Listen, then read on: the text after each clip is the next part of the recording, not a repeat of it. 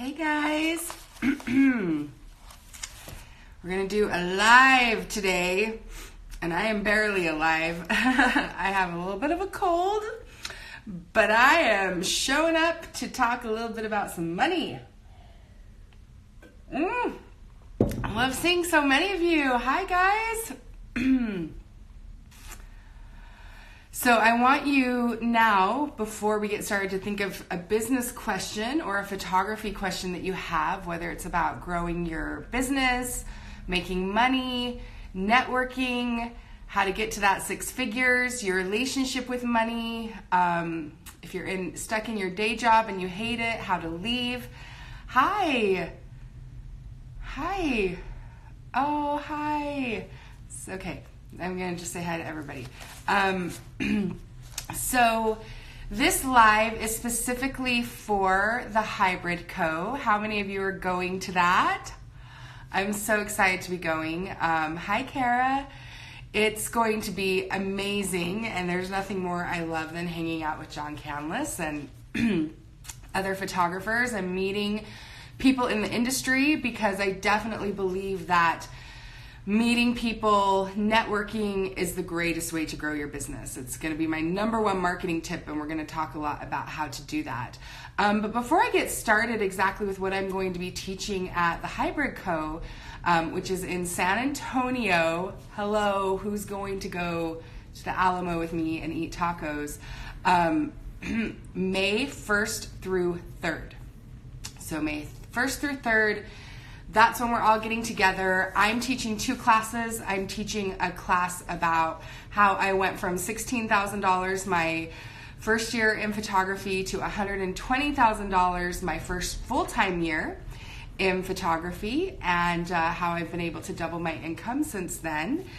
And I'm also going to be teaching about 10 marketing things that you are not doing, which I'm not going to give away all on this call, but I'll give away a few.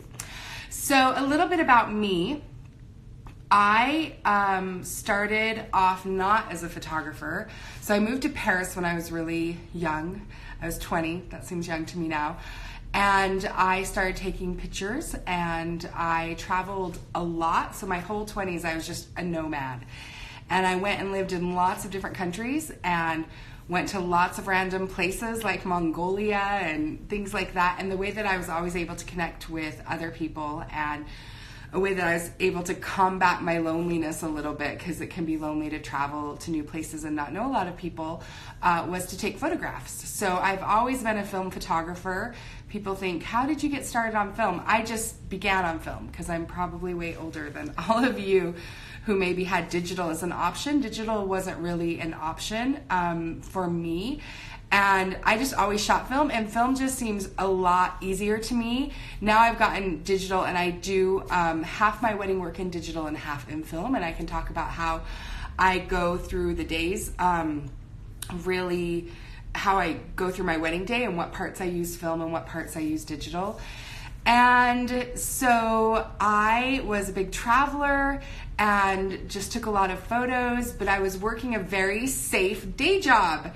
How many of you have very safe day jobs with 401ks and security, and you can never picture leaving them ever because you think, oh, that being a creative is just too iffy. There's no way to know if you'll really be able to make money, consistent money every single month. And I was a school teacher. Super glamorous. I was teaching drama and English. I was teaching storytelling. I studied directing. I got my master's degree at NYU in directing. So I directed theater and film. So for me, composing a story has always been something that I've been, no matter what. In all of my life, stories are the most important. So I've always written stories. When I approach photography, it's about telling a story. When I produce a musical, write, plays, direct. So I did have a very strong directorial part of me, but I remember fully, so I had been a school teacher for a while, and I just wasn't happy. I just felt like I could be so much more, I could make so much more money. You know, when you work a government job, I think school teachers in every state make like really no amount of money, like $35,000 a year. I had finally gotten up to making $50,000 a year, And I realized there was nowhere for me to go. I could be a school teacher for the next 30 years and maybe get up to $60,000 a year. But nothing like that, no more than that. And I was like, gosh, I want to make 100,000. I want to make 200. I want to make 300. And okay, so Arlene said she used to be in a day job, but her husband has one now, so she can do her thing, but she wants to be financially independent. Yeah, for me, I have no husband. I had no one to pay my mortgage if I couldn't make the money. So it was a big leap of faith, but this is my pivotal story. I was watching a YouTube video. So I would lock myself in my little office. It didn't even have a window. It was in a basement. And I would watch YouTube videos during lunch. And I remember watching this video of Will Smith. Yes, the Fresh Prince of Bel-Air. And he was asked a question. He was asked, so if you weren't going to be an actor, what would you have been? And he just looked at the interviewer and he goes, I don't take time to think about that. He goes, I don't make time to think about what my plan B would have been. It detracts from my plan A. And I sat there and I was like, dang, my job as a school teacher is my total plan B life. It's what I went and got a degree in, excuse me, so that if I couldn't make it as an artist or as a writer, as a storyteller, that I would have a safety net. And it's so easy to give into our safety nets because they're safe. And the human brain has a part of itself that really doesn't like, this is going to be so fun, really doesn't like to be unsafe, right? And it was from that moment, I really just got a sense, and I have connected to my life's purpose with this ever since then. I just got a sense of how short life is, and I didn't want to stay in that little cubicle office with no sunshine coming in my life in a job where I felt really unappreciated. And, they were giving me 30 kids, and then they were giving me 35 kids, and then they were giving me 40 students because the educational system in America is pretty broken. And I just thought, our lives are so short. They're so long, but they're so short. And I think I had some pretty difficult experiences early on in my life where people really close to me died or had their lives changed very significantly. And that has made me not fear a lot of other things. So I've really changed my relationship to fear. And I think some people can get afraid of, what if I don't pay my mortgage? What if I don't have my Social Security? What if I don't have what if I don't have good health care? And I started to get really afraid of the exact opposite. What if I never see a sunset over Morocco? What if I never fall in love with a French man and make out with him and write a love story about it? What if I never go and walk and camp out in a yurt in Mongolia with a local family and learn about that? What if I never moved to New York City and live the, Carrie Bradshaw life? What if I never do these things? And I attached way more fear to not doing the things that were the biggest dreams of my life, and got over the fear of what if I don't have grocery money? And the truth is, pretty much all of us on this call, even if we ran into hard times in our business, I knew that the worst that could happen to me, the worst, was that I would go live with my parents, who have a really nice house, and they would cook for me and pay, and then I would get a job at Starbucks. That is the worst. The worst for me is not even when I've traveled the world so much, and I do that so often so that I get attuned to what life is really about, because sometimes we can be in our mostly white bubbles, right? Especially if you live in Utah or something, which is another reason why I moved to New York, is I just needed to see how the world worked. And it works so differently than most of us have it. We're all really lucky and we're really blessed, and most of us have roofs over our heads and we have food to eat. And, if we have those two things, it's like, why not just take a huge risk and do what you really, really, really want to do? So I did it, and it has turned out. So I was school teaching. I made $16,000 that year in photography. Everything was invested right back into it.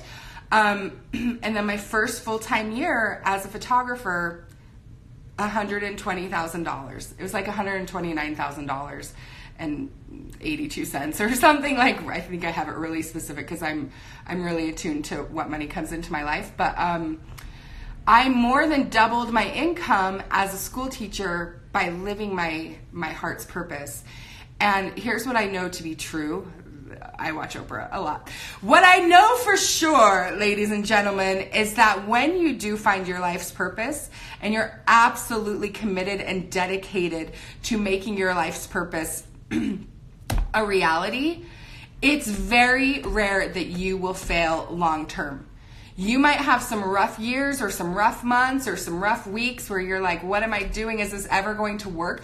But if you consistently get in touch with your life's calling, your life's purpose, what you are meant to do, if you're meant to take pictures, document beauty, bring beauty into the world, let people see people for who they are, show people who they are through your images, tell stories. Stories are everything.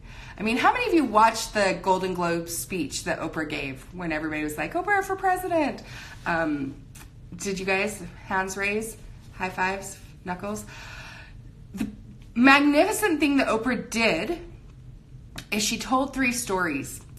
And I truly believe this is the power of photography. It's the power of videography. It's the power of our words. It's the power of the writing that we choose to put on our websites, right?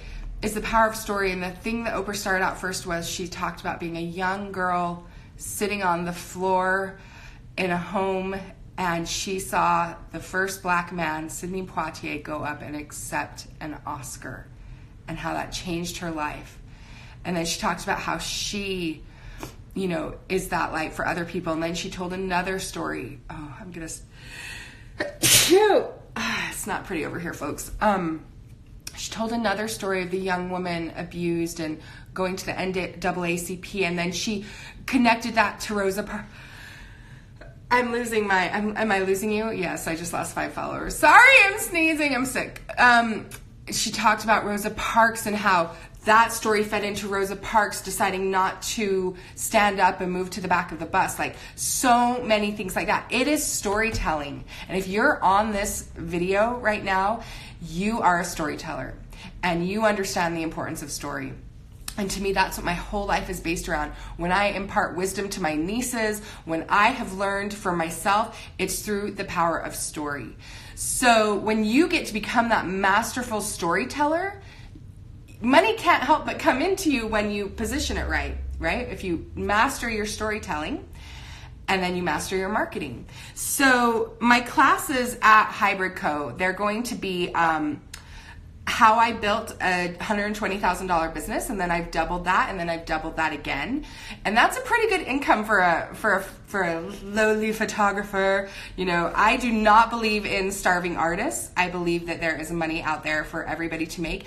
And I have a really cool relationship with money, and that's something I really want to talk about, which might sound weird to people, but I truly think of money as a relationship. So from the way that I put the money in my wallet, which I do always carry money around in my wallet because it's a psychological thing for me to feel abundant, to the way I spend my money, to the way that I tip people. If I'm ever at a restaurant and I am feeling scarce and the difference between a $10 tip and a $15 tip, I will force myself to leave a $20 tip just to prove to myself that money doesn't have to hold a fear over me. In fact, I did a challenge a little while ago, and I would love to offer this challenge to you guys now. I do this once a month, and it is the most fun thing ever. What I do once a month is I give anyone, a $50 tip, even if it's on a $10 check. And I usually know who that person is when they're either just really gracious, they've been a great server, they've been super kind, they've shared a little bit of themselves. And there's nothing more powerful in your relationship with money than for you to be the boss of money and not for money to be the boss of you. And I challenge you, even if you go out to dinner this week, add $3 to whatever you are going to tip them. Add 10.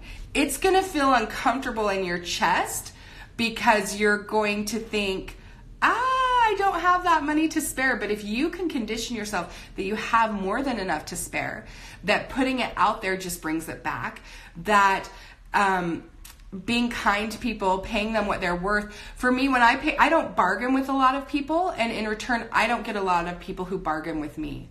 I shoot very high paying weddings, and I don't negotiate that much. And I had to learn that from a really early on. The first 2 years I negotiated like crazy, and I made so many mistakes in how I'd even word the emails that I didn't realize I was just pushing people away. And so relationships with money. So we're going to talk about that a lot at the Hybrid Co. And then I'm going to talk about the 10 marketing tips that you're not doing.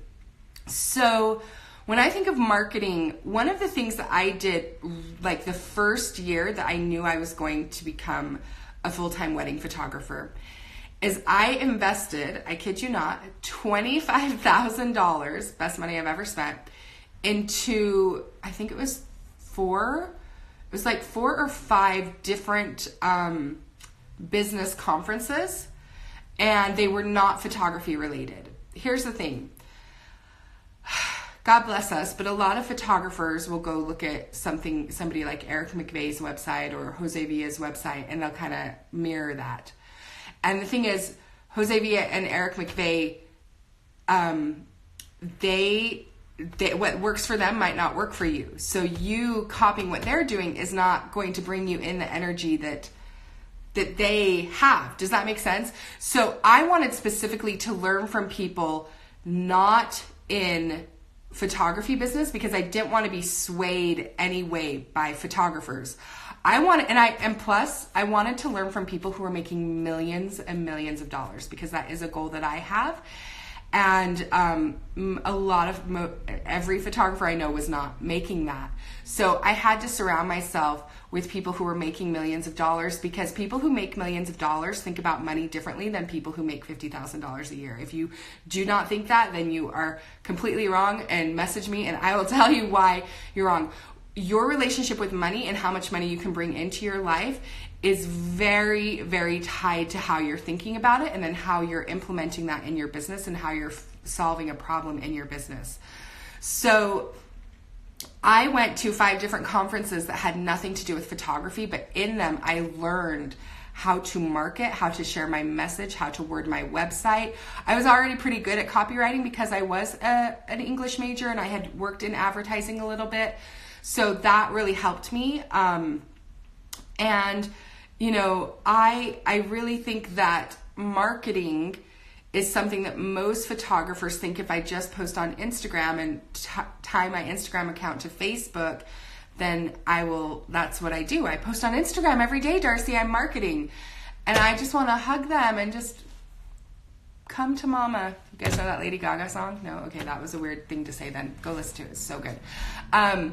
And just pat them and just be like, oh honey, no. There's so much more with networking, how you're using Facebook. I do not believe in the gloom and doom that Instagram and Facebook don't work, but I think you have to make them work for you, and you have to always be up on why they're changing and how they're changing, and it can be fun. It doesn't have to be stressful or weird, or like make you mad or frustrated. It can be really fun, and I think getting a group of people who are really committed to marketing and working with them is key. So, okay, I had a couple of questions. One was, is your class part of the Hybrid Co.'s main lineup or a separate class? So the one where when I talk about building my business from 16 to 120, that's part of the main masterclass. When I talk about the top 10 marketing tips you're not doing, that's a separate class, and it is more than 50% sold out. So please go sign up for it. I would love to get it sold out this week, because I am then going to send you guys, all my attendees, a little questionnaire, and I'm going to really work with you guys one-on-one so that when you come to the class, you're pretty prepped for what we're going to be discussing. So please go sign up for it. I would love to sell it out. I promise I can make marketing really fun. I've got lots of good stories, lots of good examples. You will definitely come away with really, really tangible knowledge. Just to put it into perspective, I could teach about marketing for about 20 hours, which is kind of what I do at my own workshops. At Hybrid Co, I think I have 90 minutes, but I'm going to give you guys just an overload of really good information that you can use. And so that's what's going to happen in May. And okay, so let's see. So Stacy, here's the thing. I agree with you. Stacy, just come to one of my business days for my workshops because they are absolutely designed for all creatives, and I do individual coaching with people, and I don't have just all photographers. I have about 50% photographers, and I work with a lot of stylists, florists, and other business owners. So Stacy, come to the business day at my workshop in April. But I think even if you came to the Hybrid Co, you're going to learn a ton, because what is marketing for one is marketing for the other. And that's why I went to marketing conferences not designed for photographers, so that I could see how the world of marketing worked. And then what I did was got very strategic about how I was going to turn that specifically into marketing for weddings, which to me is the greatest thing. Kara, I'm so glad you're going to be there. Nicole, the class limit is 33 people, so it won't be more than 33, and that'll be less than I used to teach doing school teaching. So I will get right in there and teach you guys as much as possible and let you do Q&A as well. Alexandra, they are in person. They're in San Antonio, Texas, May 1st through 3rd. And so you can go and sign up there. Sorry, guys. I am not the only speaker. The keynote speakers are Eric McVeigh and Amy McVeigh, which, pretty good. And Katie Grant is leading a styled shoot. So are a bunch of other. Julie Paisley, John Canlis, Louisa Brimble. I feel like I'm not good at saying names out loud, so I don't want to. Lauren Fair, Charla Story, Greg Fink, Kirk Maston. A pretty solid lineup, I would say. Okay, we have a question. Ashley, how did you find the non-photography conferences that you believed would help you the most? Ooh, good question, Ashley. So I have been, 2 years before I left to make my own business, I started studying business really a lot. And I will say, I do believe when the student is ready, the teacher appears. So one of my resources was Marie Forleo. Do you guys know Marie Forleo? Forleo. She had a couple of speakers on her show, and they ended up having conferences, and then word of mouth. So when I would go to one conference and I'd sit next to, I remember this one moment. It was the best. I was sitting next to this cute little old woman. It was her first conference, and it was a business conference with Tony Robbins, and he had us stand up if we had grossed $1 million. Now, I did not stand up. She did. I was like, oh, good for her. Wow, that's pretty awesome. And, I had totally prejudged her, like, sweet lady. Oh, I let me help her and teach her. I can be so full of it sometimes, so it kills me. And then he's like, if you made more than 5 million, keep standing. And a lot of people sat down. She was still standing. I'm like, dang. If you made more than 10, still standing. If you made more than 15, still standing. If you made more than 20, if you made more than 30, this lady is still standing. If you made more than 35, she sat down. I looked over. I'm like, how much did you make last year? She's like, oh, just a little under $32 million. I'm like, hi, I'm Darcy. I would like to know you. So going to those kinds of conferences, and then when you network, you get put into a lot of groups, you do a lot of brainstorming, a lot of masterminding, everybody's there to serve each other, everybody wants to grow. And the cool thing about going to a non-photography one is nobody feels that sense of competition. And the awesome thing is a lot of photographers don't go to these things. So I remember at the Tony Robbins, I paid $5,000 to go to that workshop. This was the next year. I booked $30,000 worth of jobs. I booked 3 $10,000 jobs. And that's a lot of money. It was commercial photography work, which I wanted to get into because I really wanted to supplement my weddings, because one of the most annoying things that drives me nuts about wedding photographers and wedding photography is I'm not getting any inquiries, or what if they're not booking, or why aren't they booking me? And I feel like when you don't have as much emotion tied to that, and you know that you can still make a ton of money doing commercial work, which is a lot easier than weddings in some way, just because I feel like we're less emotionally attached to it. With brides, we get so emotional. I don't know why we're like that, but we are. So I booked it all in commercial work, and the way I spun it was so great. And one of them lives in Beverly Hills, and they've hired me consistently to do commercial work for them, which has brought in a ton of money into my business. And it's really fun, and I don't really have to even Instagram it. It's a lot of word of mouth. I do some other marketing things with it, but not Instagram, because that is not the end all or be all. And honestly, some of the higher end commercial clients aren't following you on Instagram. I feel like it's a lot of industry people, which I love for my workshops and stuff. And I love connecting, and I love teaching and being a mentor to other photographers. It's like, to me, my life's purpose, yes, to be a storyteller, but also to help people create lives of freedom and creativity and joy, because I just think that helps the world all around. You know, I live in a state that has we're one of the highest for depression medication, and I feel like those things can really start to take a toll when we hide who we are a lot of the time. I don't think that's the only reason by any means that those things happen, but I do think that a lot of how we approach our lives is through, I'm losing my train of thought, but I'll blame the cold. But you get what I'm saying? Okay, Lena asks, speaking of money, what if you don't currently have the money to invest in these things? As much as I'm for sacrificing and not letting fear hold me back, I have a husband who doesn't understand. That's really hard. I will say I put all $25,000 on a credit card. And I know that I can't preach that, because it doesn't sound, it's not what Dave Ramsey would say to do, if you guys know who Dave Ramsey is. And I know people who are like, I've never been in debt. I'm like, good to you. Debt was my biggest teacher. And I didn't look at it as debt. I looked at it as an investment, and I knew beyond anything that I would make enough money to pay off. And, those 2 or 3 years in credit card debt, now I've been credit card debt free and debt free almost, my house isn't paid off, but for such a long time, that those years when I did have credit card debt, I really hustled. And I will tell you, because I didn't have the money when I invested it, I really, really, really took them seriously. And I made the most out of every single moment. I didn't waste a single moment. I networked with everyone. I really played full out. I really went home and implemented everything immediately. I do think learning in an environment, this is why I started doing workshops.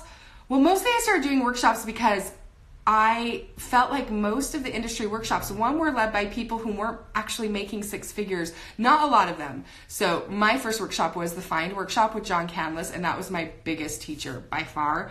But then I started seeing a girl who she had just barely started doing photos, and then she was offering some $800 thing. I'm like, you're 22. What do you know? Maybe it's just because I'm older. I'm like, what have you learned in 8 months that you're charging $800 for? And then I also thought people really did it just for the styled shoot, which I do have styled shoots at mine just because they're fun. But my main thing was, listen, we need to learn how to do numbers. You need to have your accountant be your best friend. You need to learn how to invest money so that you are able to retire. You need to do all these things that we think of as unsexy. But as I've gotten to know them, I feel like I can teach them in a way that is kind of sexy with this low voice. No, I don't even go there. But it's numbers now are so different for me than they were then. But when you say you have a husband who doesn't understand, you're talking to a really strong-willed person. But my advice to you would be to listen to this really good book. You can get it on Audible, and it's kind of a conference. It's a live recording of a conference of a lady who is really good about how to communicate with men and women communicating with each other. And I am fascinated by that. So as a business coach, I often end up being a life coach, and I often have women and men as clients, and they're not understanding how their current relationship is holding them back. So we talk about very fundamental ways of speaking with your partner so that your partner is okay with taking some more risk. So this one I would recommend is called Celebrating Partnership. It's by Allison Armstrong. I think Allison has 2 L's, Allison. And really what you have to do is get him on your side and approach it probably different in the way that you're approaching it. And maybe have a bit of a plan of action. So if you actually sat down with a coach or something and came up with a plan of return and chose pretty strategically. Now, I wasn't married, so I could just go and spend $25,000. I know that's not an option for married people a lot of the time. Although I haven't been married, but I have been a girlfriend, and I'm pretty kick-ass and like, you know what? Do it. If this is going to lead you to the most happiness, I want you to be happy. But I date really ambitious people, and so I know that kind of comes with the territory of ambition, of creatives, is that, you know, to make a lot of money, you have to be a lot more comfortable with risk. And if you want to just live the same life, I once dated a really boring guy. He really did want to just stay at the same job forever, eat the same thing for dinner every night. He was sweet, but gosh, after like a couple months, I thought, this is what the rest of my life will be every single freaking day.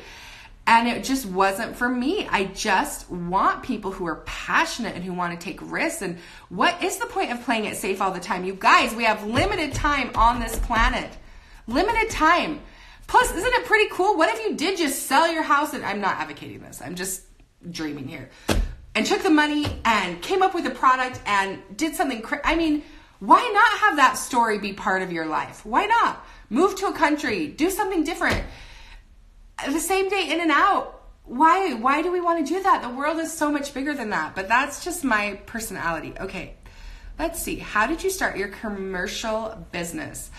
That is a good question. I started back when blogging was normal blogging, like where you could just blog and not do anything else. Now when I teach marketing, you have to really do different things with blogging. You have to tie it to Pinterest and you have to coordinate it with publications. And I can go into all of that. Not on this call though, because of course you're going to come and attend Hybrid Co live with me there. I think I'll have time to get into this part there. I will try.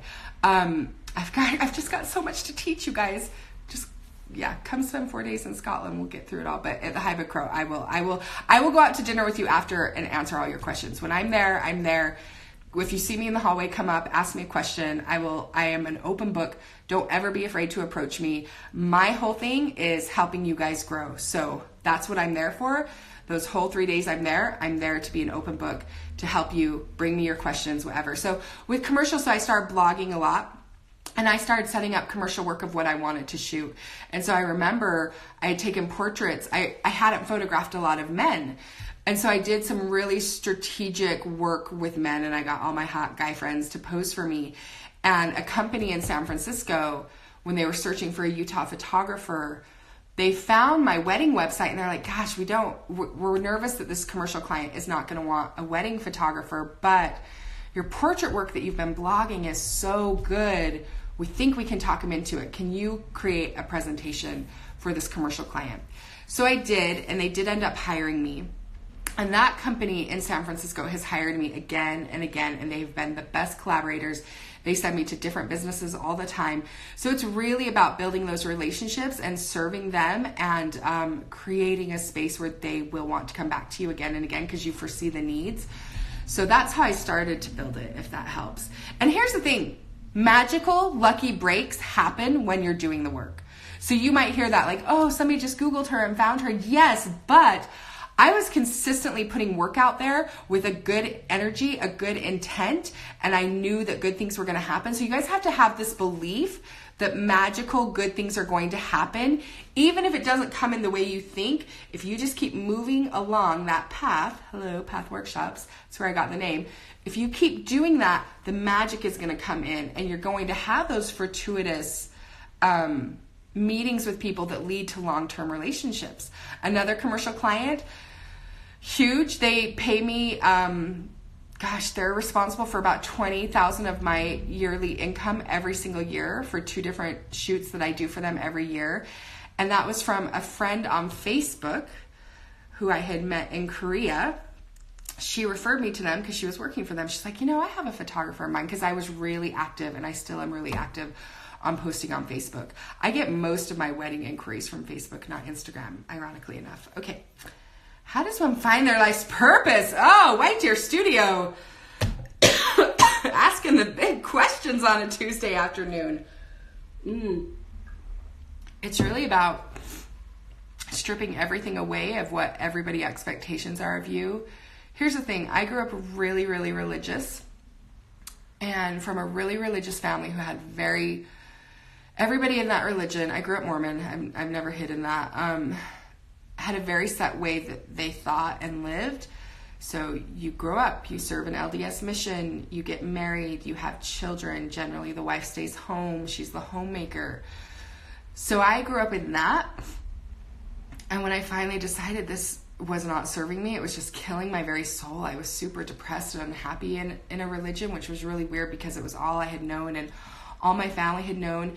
And I had to strip away everything that anybody else wanted for me. And I get a little emotional talking about it because I lost a lot of friends and I lost the respect of my parents. And here's the thing. Once you leave your major religion and you lose all of your friends and your family thinks you're going to hell, and it becomes so much more easy to take, like to leave your day job. You're like, oh, this is easy compared to losing all my friends from religion. So I had to really strip away everything. I believe that all of us have something we're called to inside. And you would know it from like, what books are you drawn to?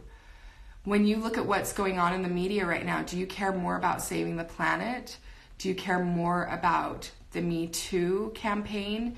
Do you care more about equal rights? Do you care more about getting rid of plastic? Like, I feel like every person has like, I must save the animals. My little sister saved the animals like crazy, and she puts her money where her mouth is. Like, she volunteers in shelters, she fosters dogs, she gets puppies adopted, she, helped me get, I had a feral cat problem, she helped me get the cats trapped and neutered and released, and like, that's her calling. Other people's calling is really to just like be peace and bring in beauty and bring in softness. And I think film photographers have a lot of that. Mine was really about equality and really about people not living the life that somebody else wants them to live. That's a huge one for me. That's why I'm a business coach. That's why I make the people who I coach. That's why I do these workshops. And I tell people, you know what? If you're not willing to change, don't come to my workshop, but I'm going to really help you get in touch with what you're really meant to do.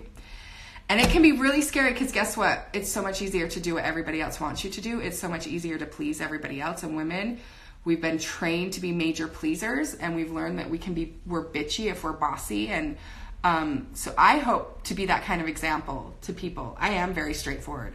I will tell people exactly what I think. If you ask me to give you a portfolio review, gosh, I remember once I paid $500 for this portfolio review, and the woman just wouldn't tell me anything. She was just like, yeah, that one's nice. I like the line here. I don't know. I'm like, this is nothing. When I get portfolio reviews, I'm like, this and this and this is wrong. Here's why. Not wrong, but I will tell you, I'm like, have you thought about this? Why are you framing it here? What setting are you using here? What look do you want to achieve? Like, I will just be so straightforward because we can't grow if we're not having crucial conversations with each other. That's another good book. It's called Crucial Conversation. It's about how if women, and I think it's especially women because we grew up in a culture where women are more docile. They're always meant to be perceived as pretty and sweet. And, so if they can really have the difficult conversations instead of skirting it around and then going and gossiping behind people's backs, which how many of you have done that? I've been on so many styled shoots, and I just try not to say anything where they're like, oh yeah, but this person, I heard they did this and this and this and this. I'm like, really, people? I just keep my mouth shut then because I'm like, what will you say about me if you... We just have to really be careful of our words. We have to live in integrity. We have to speak our minds. I mean, I do get people, when I shoot in Utah, I'm like, listen, you're going to think I'm a bitch because I'm going to tell you exactly what I want. In New York, they don't think twice about it. In Utah, they're like, she's so direct. Yeah, I am. But I get the shots I want. Okay, let's see. Celine. There's so many photographers now. I wonder why. What are we really looking for, and what is that different from one another? I see so many similar styles these days. Let's be different. Yeah, there's so many photographers because we can hold a camera in our hand every day. I don't believe the market is saturated. I do think that there are a lot of similar styles, but I don't think that's a bad thing. Think about lawyers. Every lawyer seems to make a ton of money, and they're all practicing the same law. I think that eventually, the more you shoot, the more you do become more aware of your voice. But there are a couple of phrases I never say to myself, and I don't say them because I'm not going to believe them. Whatever we tell ourselves again and again, we're going to believe. That's why I think the questions that you ask yourself are the most important. So when people are like, why can't I book any weddings? Well, what does your brain is going to search for the answer to anything you ask it. So if you say, why can't I book any weddings? Guess what your brain's going to say? You suck. You don't know what you're doing. Other people are better. Your brain's going to find the answer. Why aren't people hanging out with me? You suck. That's what your brain's going to say. And so many people don't train their brain to ask the right questions. So my brain, I train it to say, how can I make $10,000 extra this month and have fun? And guess what? Your brain starts to find the answer to that too. And I journal it every morning and think, ooh, how could I bring in money here? How could I serve people here? How could I offer something new? How could I do this? And I focus on innovation instead of scarcity, for sure. So stop telling yourself the market's saturated. It's not saturated with greatness. Lena.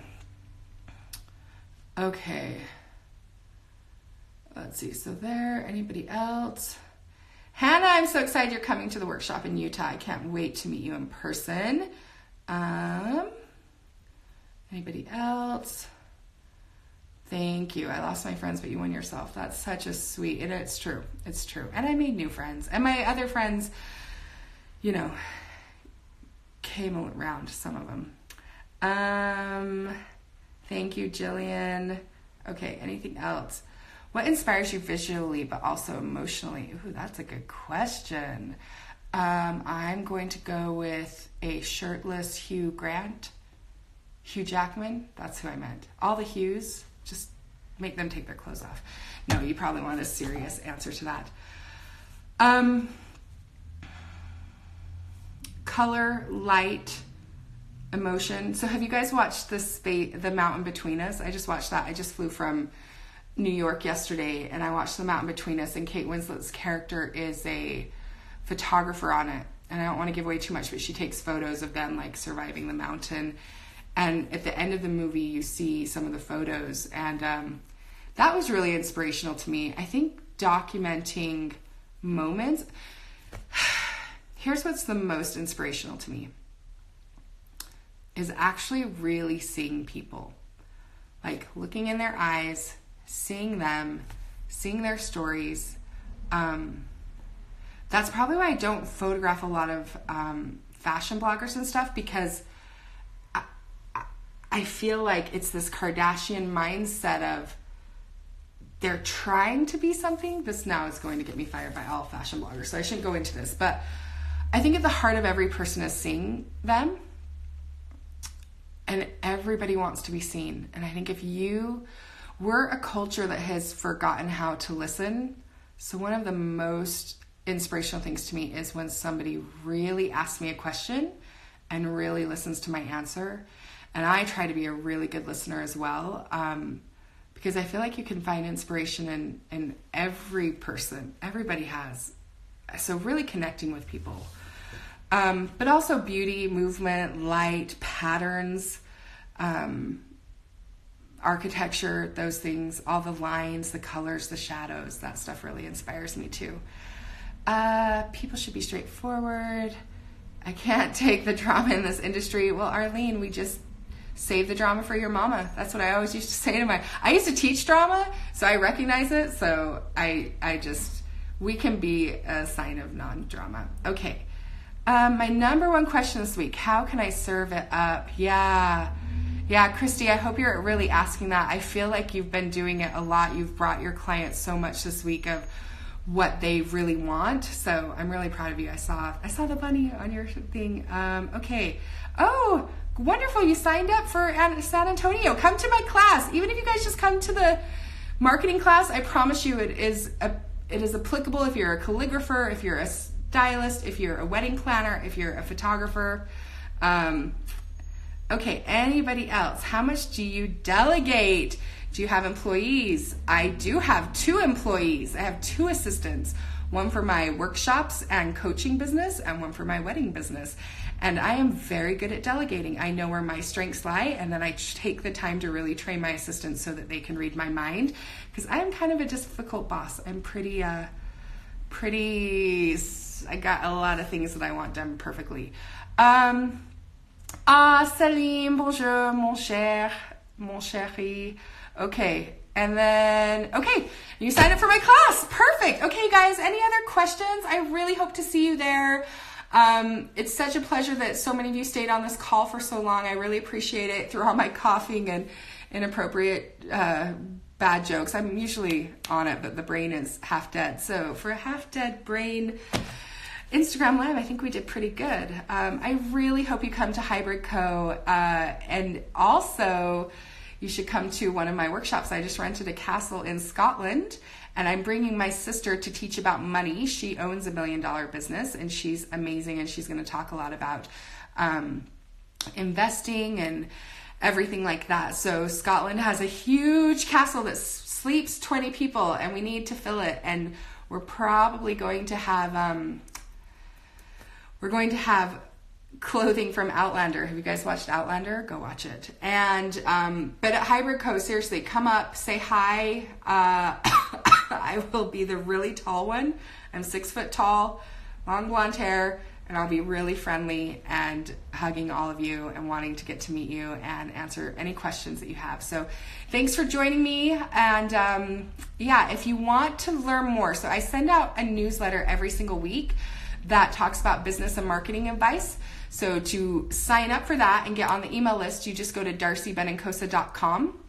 So Darcy, D-A-R-C-Y, Benincosa, BENINCOSA.com, and it will have a little place where you just sign up, and you'll get videos. I do YouTube videos about business. I have 1 billion of them. They're all on YouTube if you want to spend more time, where I talk about like what you should include on your websites, how you book destination weddings. I have tons and tons of content I've put out there. You could spend the whole afternoon watching and learning. I really have invested a lot in learning business, and I love to share it and pay it forward. So go sign up for that, and you'll get all my latest news. I'm coming out with a very free film course on how I shoot film and how I style at weddings. So if you're on that newsletter, you'll get first dibs on signing up for that course, which will be coming out in the next 10 days. Super exciting. All right, can't wait to meet you guys. Bye.